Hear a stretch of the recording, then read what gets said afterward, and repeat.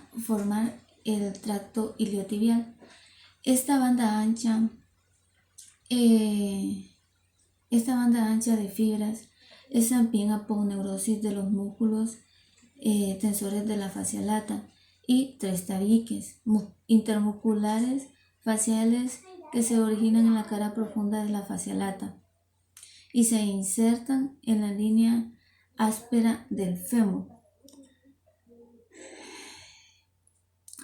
El tabique intermuscular lateral se extiende profundamente desde el tracto iliotibial hacia el labio lateral de la línea supracondilia lateral del fémur.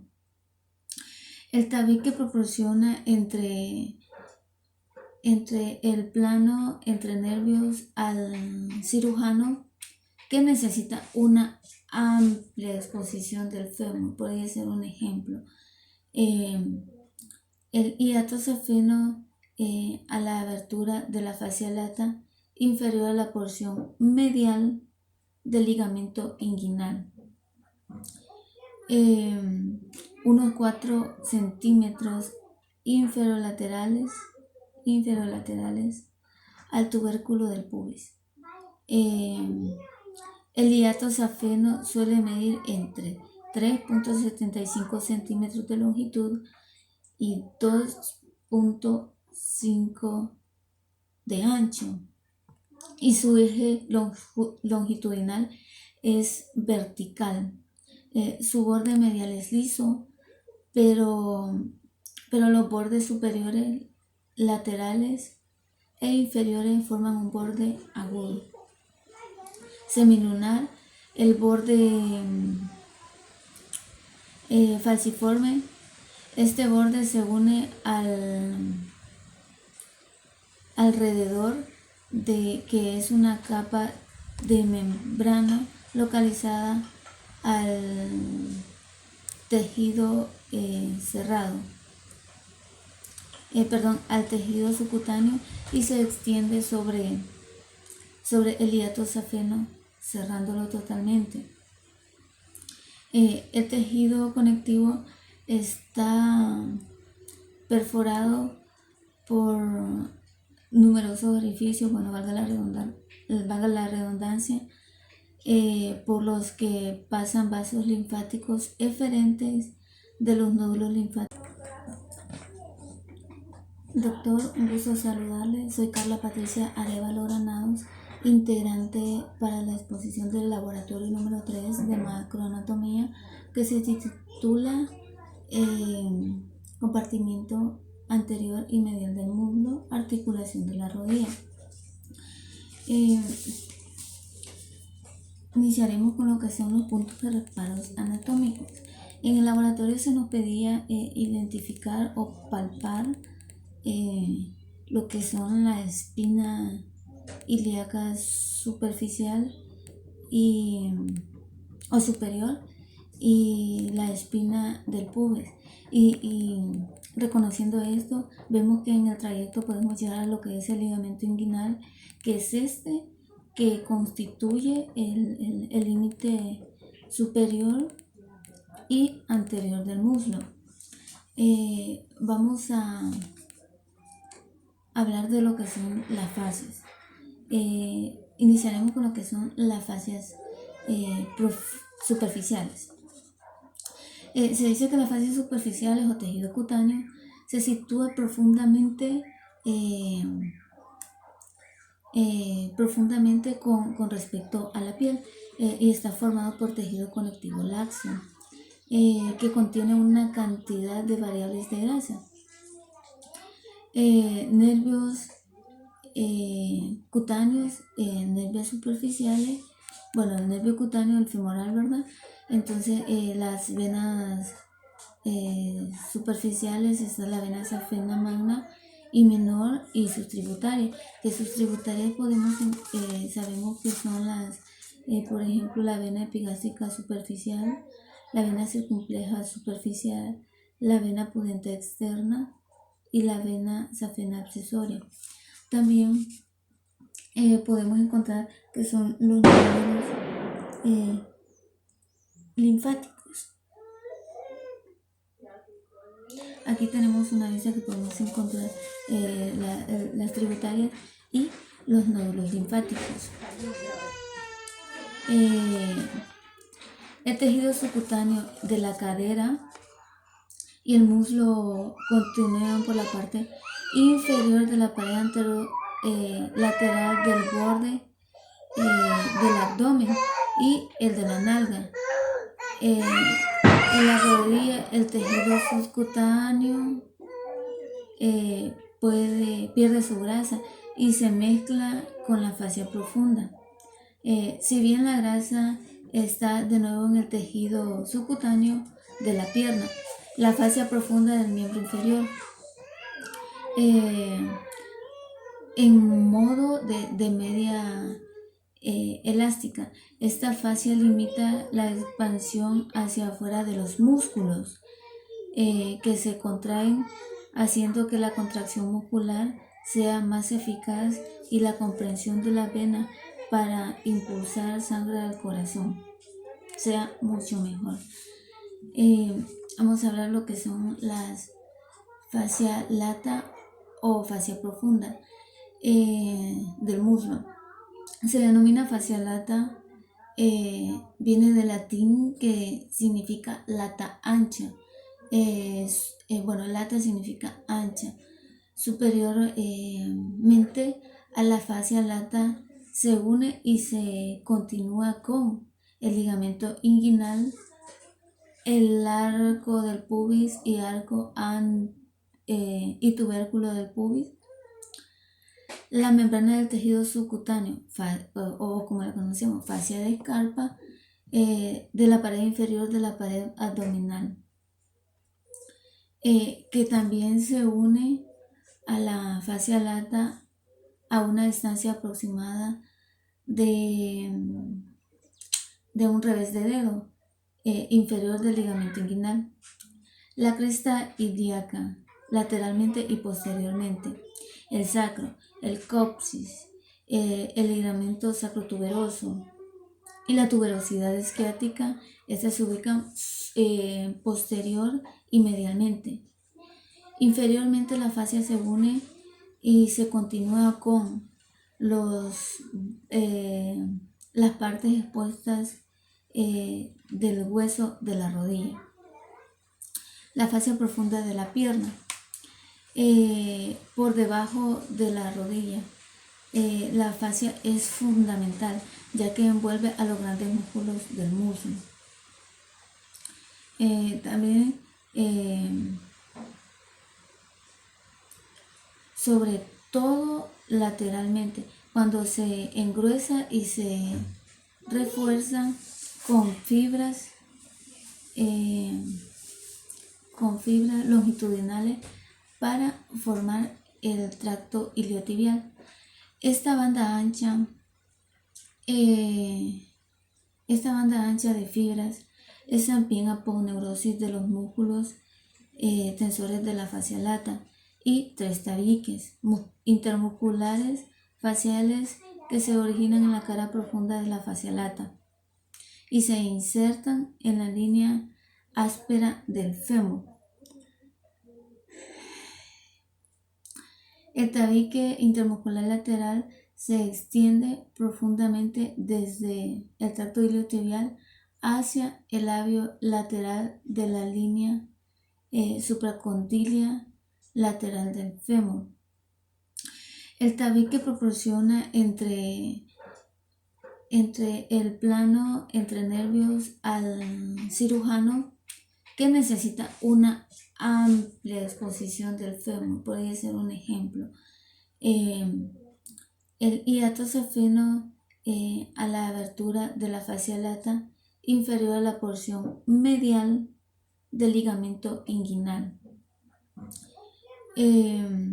Unos 4 centímetros inferolaterales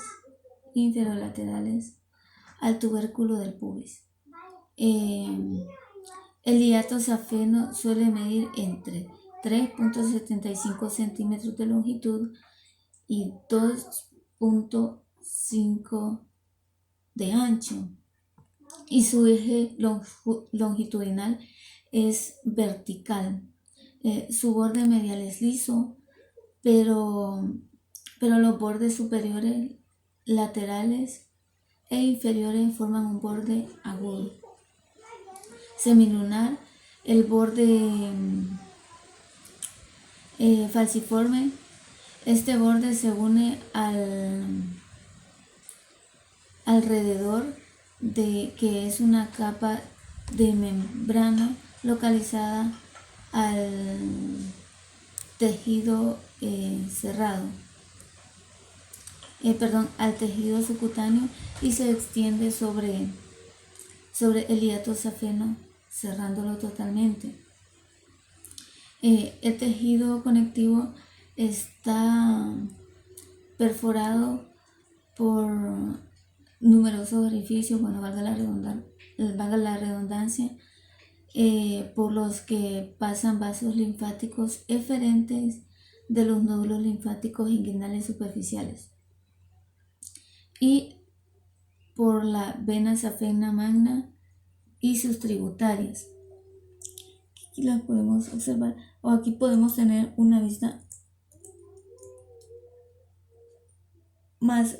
Aquí está una visión anterior de la vena femoral, de la vena safena magna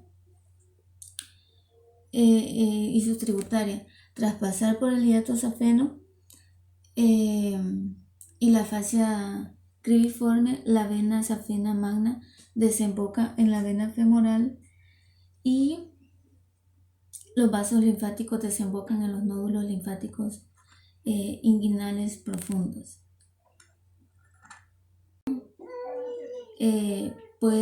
Pierde su grasa y se mezcla con la fascia profunda. Si bien la grasa está de nuevo en el tejido subcutáneo de la pierna, la fascia profunda del miembro inferior, en modo de media elástica. Esta fascia limita la expansión hacia afuera de los músculos que se contraen, haciendo que la contracción muscular sea más eficaz y la comprensión de la vena para impulsar sangre al corazón sea mucho mejor. Vamos a hablar lo que son las fascia lata o fascia profunda del muslo. Se denomina fascia lata, viene del latín, que significa lata ancha. Lata significa ancha.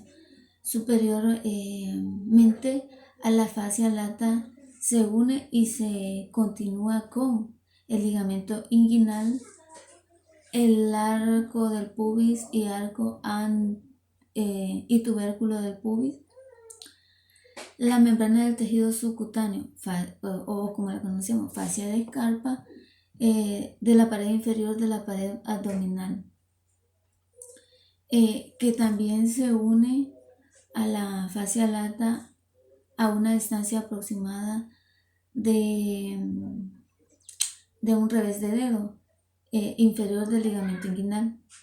La cresta ilíaca, lateralmente y posteriormente. El sacro, el coxis, el ligamento sacrotuberoso y la tuberosidad isquiática. Estas se ubican posterior y medialmente. Inferiormente la fascia se une y se continúa con las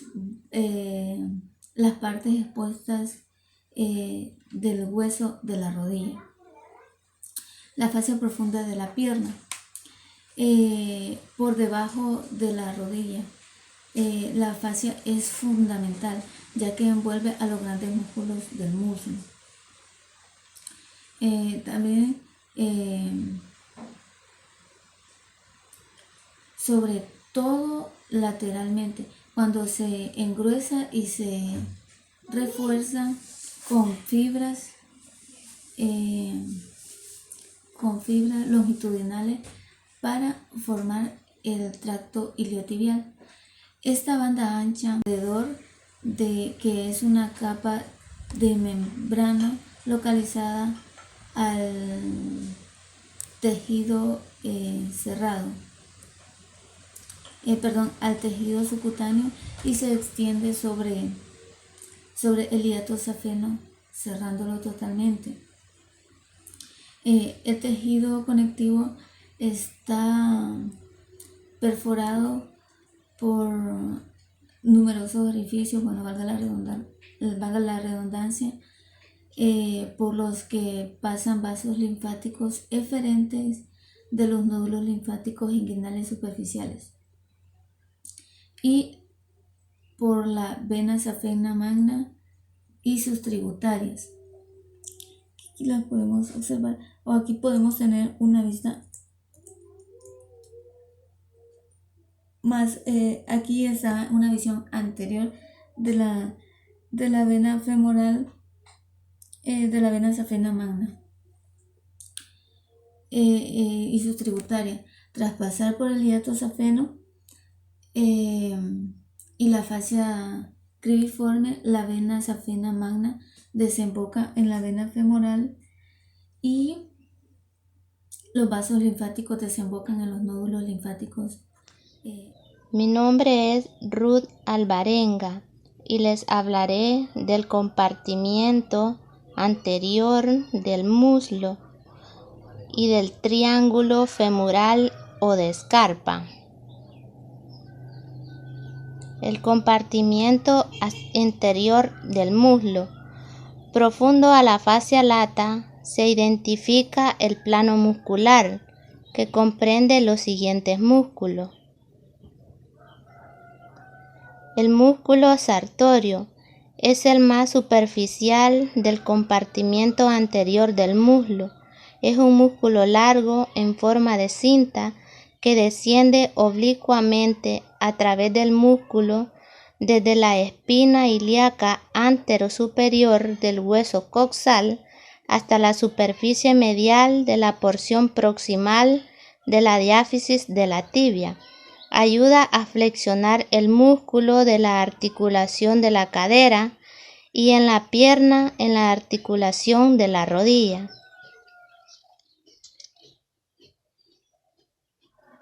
Músculo cuádriceps femoral es uno de los músculos más voluminosos y potentes del cuerpo. Consta de el músculo recto femoral, el vasto medial,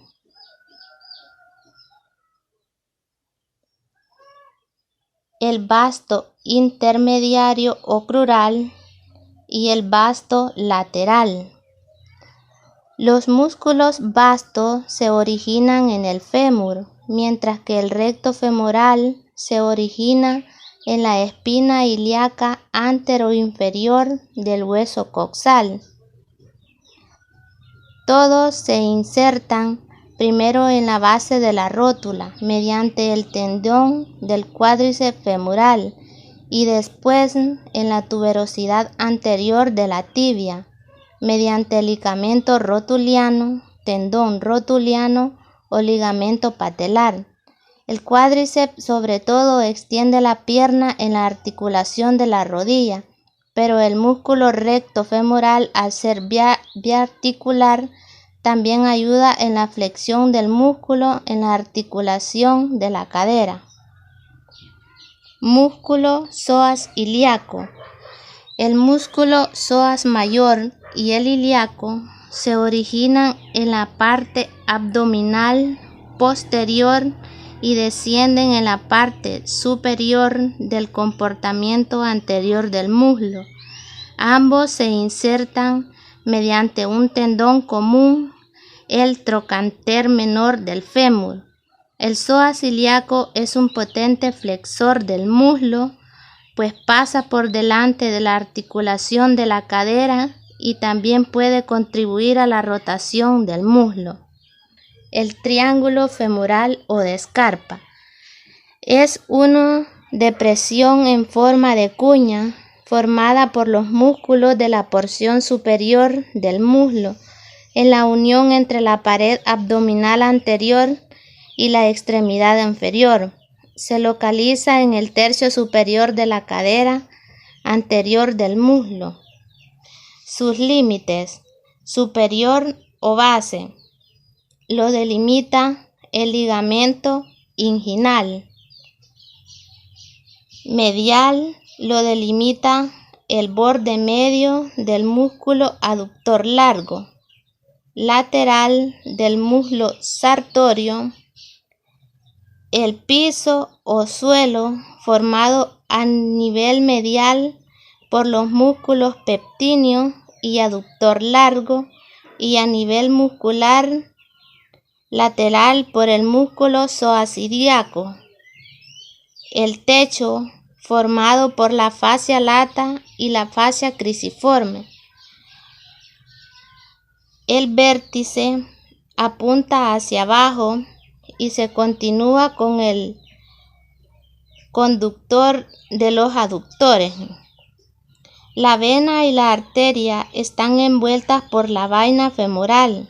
En la vena femoral observe cómo a pocos centímetros y caudal al ligamento inguinal está desembocada la vena safena magna.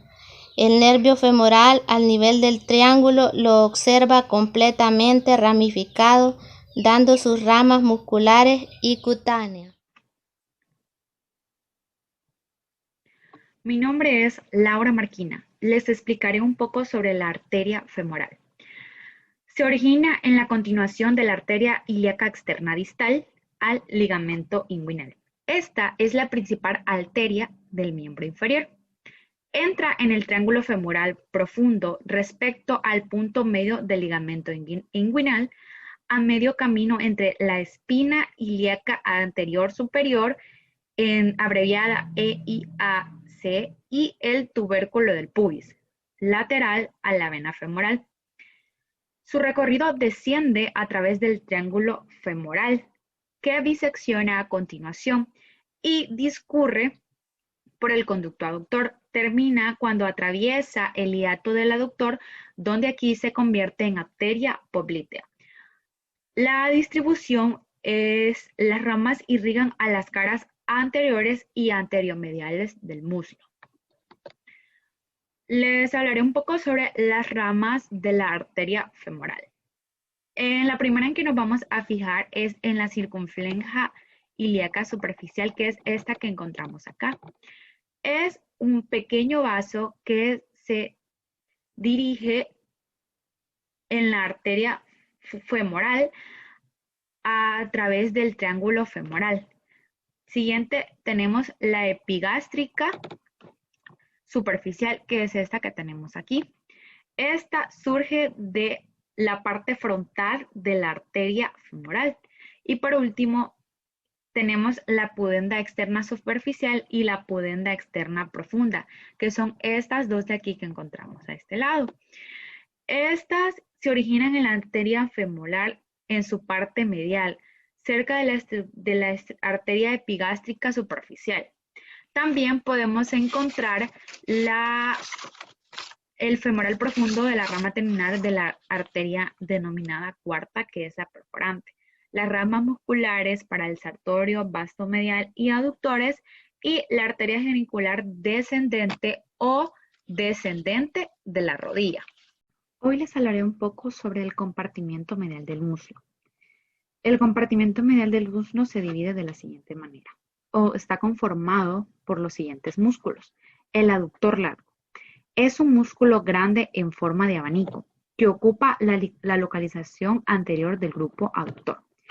Este músculo se origina en el cuerpo del pubis inferior de la cresta del pubis. Su inserción en el tercio medio de la línea áspera del fémur. Su inervación aduce al músculo a nivel de la cadera.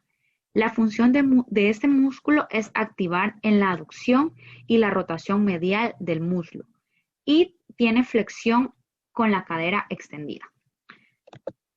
El aductor corto se encuentra en profunda con respecto al pectíneo y el aductor largo.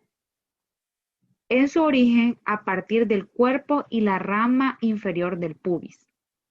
Se ensancha al pasar distalmente para insertarse en la parte superior de la línea áspera. Su inserción es la línea pectínea y porción proximal de la línea áspera del fémur.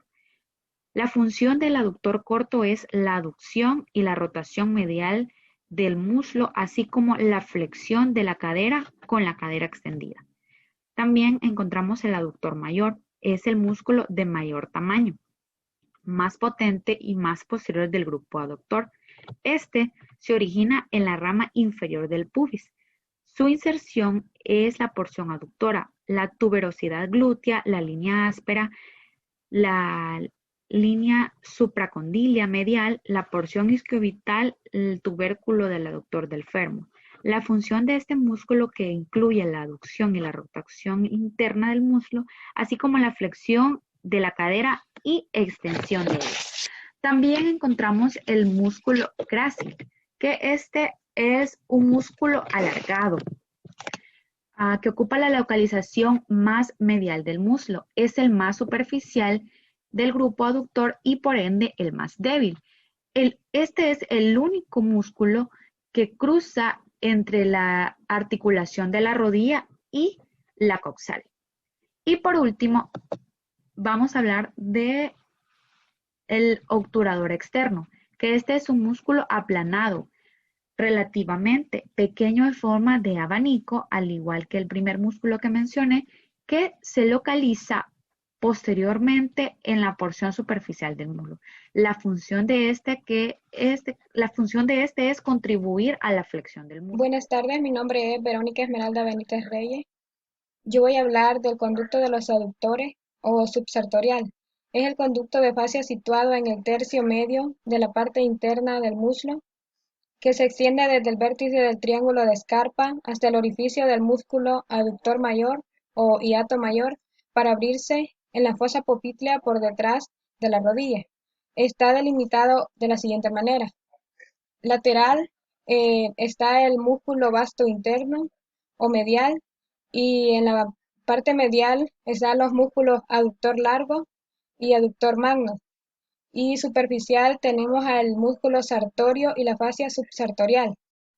En el conducto subsartorial desciende la arteria femoral y la vena femoral, acompañada por el nervio safeno o safeno interno, rama terminal del nervio femoral y por lo general también el nervio vasto interno. En el tercio inferior del conducto, la arteria femoral emite su rama descendente que cursa junto con el safeno interno, el cual desciende hasta el pie. Plexo lumbar. El plexo lumbar está formado por las ramas primarias ventrales de los nervios espinales de la lumbar 1 a la lumbar 4. En el 50% de personas también participa el nervio subcostal. Los nervios de este plexo son ilio hipogástrico o abdómino genital mayor, ilio inguinal o abdómino genital menor y femorocutáneo lateral o lateral cutáneo del muslo, femoral o crural y genitofemoral y genitocrural, y obturador y algunas veces el obturador accesorio. Voy a mencionar algunas de las inervaciones de los nervios del plexo lumbar. Tenemos el ilio hipogástrico. El ramo cutáneo lateral inerva el cuadrante superolateral de la nalga. El ilio inguinal. El ramo femoral inerva la piel situada sobre la parte medial del triángulo femoral. El femorocutáneo lateral inerva la piel sobre las caras anterior y lateral del muslo. También tenemos el génito femoral. El ramo femoral inerva la piel sobre la parte lateral del triángulo femoral y el ramo genital inerva la parte anterior del escroto. Investiga el recorrido de inervación de los nervios femoral, lateral cutáneo, femoral y obturador. Femoral lateral cutáneo pasa en la profundidad respecto al ligamento inguinal 2 a 3 centímetros medial a la espina ilíaca superior anterior y inerva la piel sobre las caras anterior y lateral del muslo. El nervio femoral se origina en el triángulo femoral, atraviesa la fascia lata a lo largo del recorrido del músculo sartorio, inerva la piel de las partes medial y anterior del muslo. El nervio obturador, siguiendo su descenso entre el aductor largo y el corto, la división anterior del obturador atraviesa la fascia lata para alcanzar la piel del muslo y piel de la parte media de la cara medial del muslo. Esta fue la resolución del investigue que aparecía en el sector del plexo lumbar. Mi nombre es Jonathan Eduardo Canales Chávez y les hablaré de la articulación de la rodilla. La articulación de la rodilla, rotada a 180 grados en relación con otras articulaciones, constituye la excepción, puesto que la flexión se realiza con un movimiento posterior y la extensión con un movimiento anterior. La articulación de la rodilla es la más superficial y la mayor del cuerpo. Se trata en gran medida de una articulación sinovial del tipo ginglimo que permite movimientos de flexión y extensión. No obstante, estos movimientos se combinan con otros de deslizamiento, rodamiento y rotación alrededor de un eje vertical. Aunque la articulación de la rodilla está bien construida, su función suele verse afectada cuando se encuentra en hiperextensión. Pero se preguntarán, ¿qué es la hiperextensión? Una rodilla que está con hiperextensión se le conoce como rodilla hiperextendida. Se produce cuando la rodilla se dobla hacia atrás, a menudo como resultado de un aterrizaje incorrecto después de un salto o la realización de una forma incorrecta de un ejercicio. Una rodilla hiperextendida puede dañar los ligamentos, cartílagos, otras estructuras estabilizadoras de la rodilla. Los huesos articulares de la rodilla se caracterizan por su gran tamaño y sus formas complejas e incongruentes. La rodilla consta de 3 articulaciones, 2 articulaciones femorotibiales, lateral y medial, entre los cóndilos femorales y tibiales lateral y mediales, y una articulación femoropatelar intermedia entre la patela y el fémur. La articulación de la rodilla es relativamente débil, mecánicamente debido a la incongruencia de sus superficies articulares. La estabilidad de la articulación de la rodilla depende de 2 factores. El factor número 1 es la potencia y las acciones de los músculos circundantes y tendones. Y número 2, los ligamentos que conectan el fémur con la tibia de estos mecanismos de sostén. Los músculos son los más importantes, son por los que mediante ellos se produce una preparación y entrenamiento adecuado, y esto causa que se puedan evitar muchísimas lesiones deportivas. Ahora, el músculo más importante de la estabilización de la rodilla es el gran cuádriceps, el cuádriceps femoral, en especial las fibras inferiores de los bastos medial y lateral. La articulación de la rodilla funciona sorprendentemente bien cuando ha sufrido una distensión ligamentosa. Si el cuádriceps está en buena forma, la posición extendida en bipedestación es la más estable de la rodilla, ya que en ella la congruencia de las superficies articulares es máxima. Ahora, los principales ligamentos de la articulación son los colaterales y cruzados. Están tensados y muchos de los tendones que rodean la articulación ejercen un efecto de entablillado. Hablando de la cápsula articular de la articulación de la rodilla es típica, ya que consta de una membrana fibrosa externa y una membrana sinovial interna que reviste todas las superficies internas de la cavidad articular que no están recubiertas de cartílago articular. El ligamento patelar es el ligamento anterior de la articulación de la rodilla. Lateralmente recibe los retináculos patelares medial y lateral, que son expansiones aponeuróticas de los bastos medial y lateral y de la fascia profunda que los recubre. Los retináculos conforman la cápsula de la articulación de la rodilla en cada lado de la patela y desempeñan una importante función en el mantenimiento de la alineación de la patela en relación con la cara articular patelar del fémur.